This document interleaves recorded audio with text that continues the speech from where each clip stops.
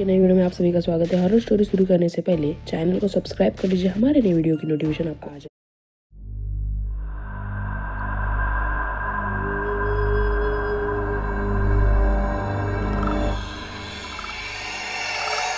आज की कहानी है शालिनी की। शालिनी की कुछ 2 महीने पहले ही शादी हुई थी। उसका पति राहुल एक प्राइवेट कंपनी में काम करता था। राहुल और शालिनी एक दूसरे के साथ बहुत खुश थे।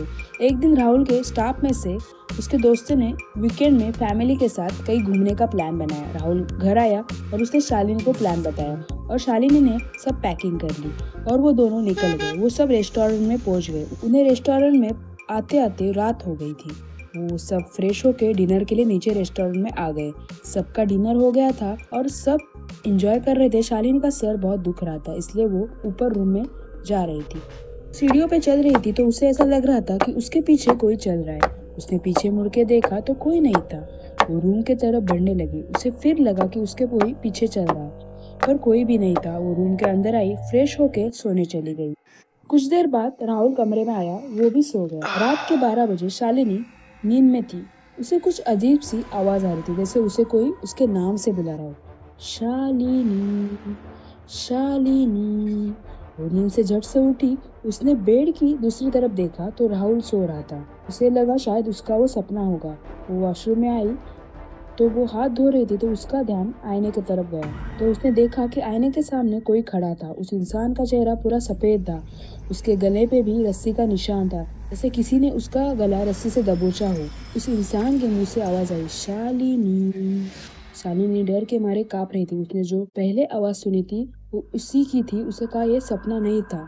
शालिनी ने आईने की तरफ देखा और कहा, अभय, अभय तुम यहाँ क्या कर रहे हो? फिर उस इंसान ने कहा, शालिनी तुम मुझे भूल गई ना, इसीलिए मैं तुमसे मिलने आया हूँ। तब शालिनी मुड़ी और जोर से चिल्लाई। तभी राहुल वहाँ आया। राहुल ने शालिनी को पूछा, क्या हुआ शालिनी, इतने जोर से क्यों चिल्लाई और इतना पसीना क्यों आ रहा है? तब शालिनी ने हकलाते हुए कहा, राहुल वो यहाँ अभी अभय था मेरे पीछे और वो गायब हो गया। तब राहुल ने कहा, रिलैक्स शालिनी रिलैक्स, देखो यहाँ पे कोई नहीं है और वो अभय कैसे आएगा, वो तो जेल के अंदर है ना, तो शांत हो जाओ। कुछ देर बाद शालिनी शांत हो गई, सो गई।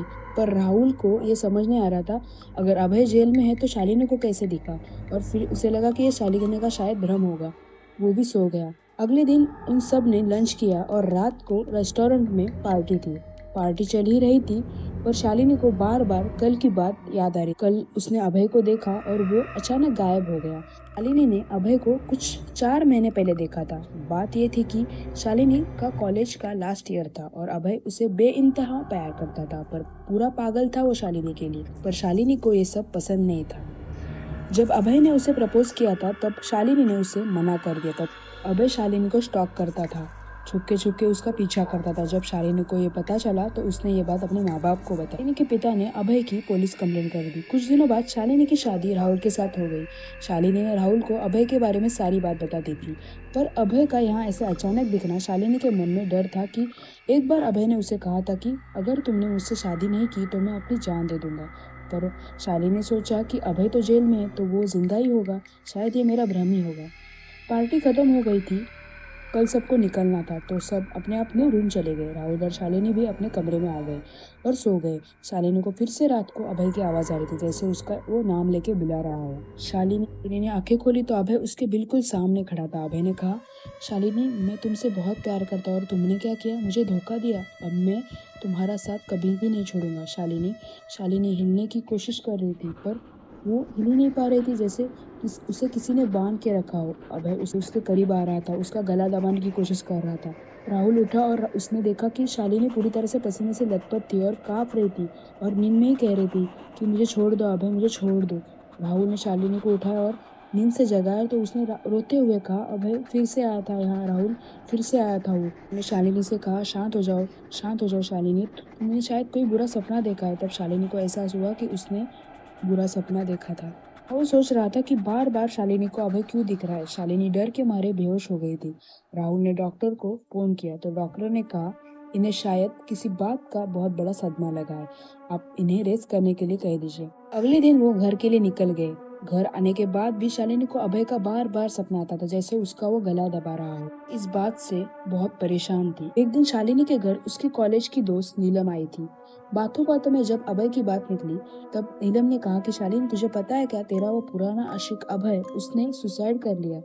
जब शालिनी ने ये बात सुनी तो वो डर गई। उसने नीलम से पूछा, कैसे, मतलब वो जेल में था ना? तब नीलम ने जवाब दिया, जेल में था पर उसे किसी ने छुड़ा लिया, और जब से उसे पता चला है कि तेरी शादी हो गई तो उसने अपनी जान दे दी। कुछ देर बाद नीलम चली गई। जब राहुल घर आया तो शालिनी ने रोते रोते अभय के मरने की बात बताई। राहुल ने शालिनी से कहा, रो मत शालिनी, देखो उसने जो भी तुम्हारे साथ किया वो गलत था, पर उसका जान देना एक तरीके से ये साबित करता है कि वो पूरी तरह से मेंटली स्टेबल नहीं था। अब भूल जाओ इस बात को और सो जाओ। रात के 2 बजे शालिनी सो रही थी। तब उसे लग रहा था कि कोई उसके पैर खींच रहा है। उसने आंखें खोली तो अभय था, वही उसका सफेद चेहरा, गले पे रस्सी का निशान। तब अभय ने कहा, शालिनी, मैं तो मर गया पर अब तुम भी मेरे साथ चलोगी ना? चलोगी ना मेरे साथ? वह उसे पैर से नीचे खींच रहा था। शालिनी कुछ बोले उससे पहले राहुल ने उसे उठाया और कहा, शालिनी, फिर से वही सपना देखा क्या? शालिनी ने कहा, उससे भी खतरनाक राहुल, मुझे नहीं छोड़ेगा अभय, मेरी जान लेके रहेगा। शालिनी रोते रोते सो गई। राहुल शालिनी की ऐसी हालत देख नहीं सकता था, इसलिए उसने शालिनी को एक बाबा के पास लेके गया। अगर भूत पिशाच की कोई भी पीड़ा हो तो वो बाबा झट से निकाल देते। बाबा ने शालिनी को देखा तो उन्होंने कहा कि पे किसी की आत्मा पूरी तरह से हावी हो गई। जब तक वो आत्मा इसे पूरी तरह से खोखली नहीं करती वो इसे छोड़ेगी नहीं। इसका एक ही उपाय है, घर में पूजा करनी होगी और फिर ये मंत्रित धागा इस लड़की को अर्पण करना होगा। घर पे पूजा की और शालिनी को वो मंत्रित धागा पहना दिया। और बाबा ने शालिनी को चेतावनी देते हुए कहा, चाहे कुछ भी हो जाए बेटी, इस धागे को मत निकालना। अगर ये धागा निकल गया ना तो तुम्हें फिर से वो आत्मा दिखेगी। जब तक शालिनी के हाथ में वो मंत्रित धागा है वो उसके लिए एक रक्षा कवच है। पर कब तक? आज की कहानी कैसी लगी कमेंट में जरूर बताइए।